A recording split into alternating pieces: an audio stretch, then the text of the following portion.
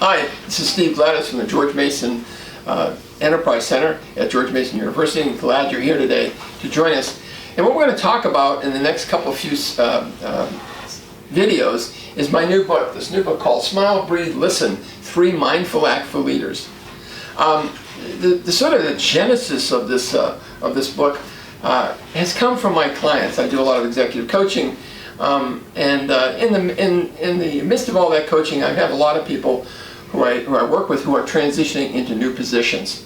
And so I had a guy say to me one time, he said, "Hey, Steve, you've been studying this stuff for decades," and I'm thinking back, decades? Ugh, yeah, it has been decades.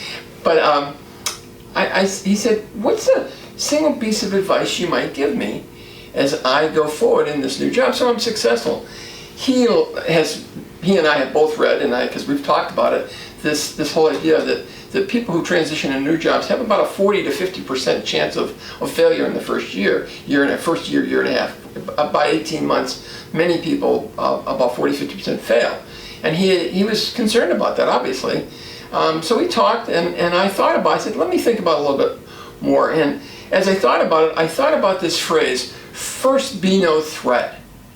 And in medicine, the phrase is first do no harm. And I think in business it should be, or in leadership it should be, first be no threat. Because when you come onto a job, into a new position as a leader, people see you coming in, just somebody new coming on the team, somebody new coming as a leader tends to threaten people. And so I suggested to him that he do everything he can not to threaten people. And his response to me was, "What do you mean?"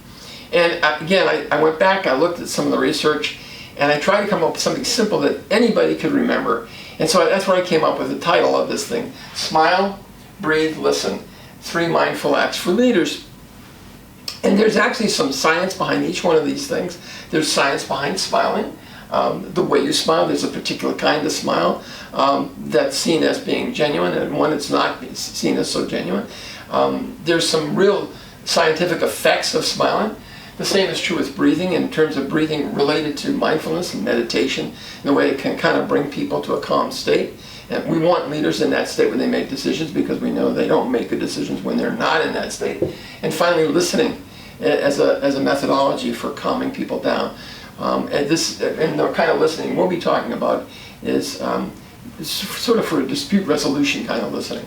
Anyway, I got very interested. We wrote a book, and the interesting part about this book is the book is only about 60 pages long, and because we did some testing with readers, and we found that about 60 pages takes around an hour for an adult reader to read, and that leaders don't have a lot of time to read in. So not only do we write the book, it's a pretty thin book, as you can see, you could probably stick it in a pocket, but it also has an executive summary right in the front of the book, so that leaders can read that real fast, and then if they want to read the rest of the book, great. If they don't want to, they can pass it on to somebody else.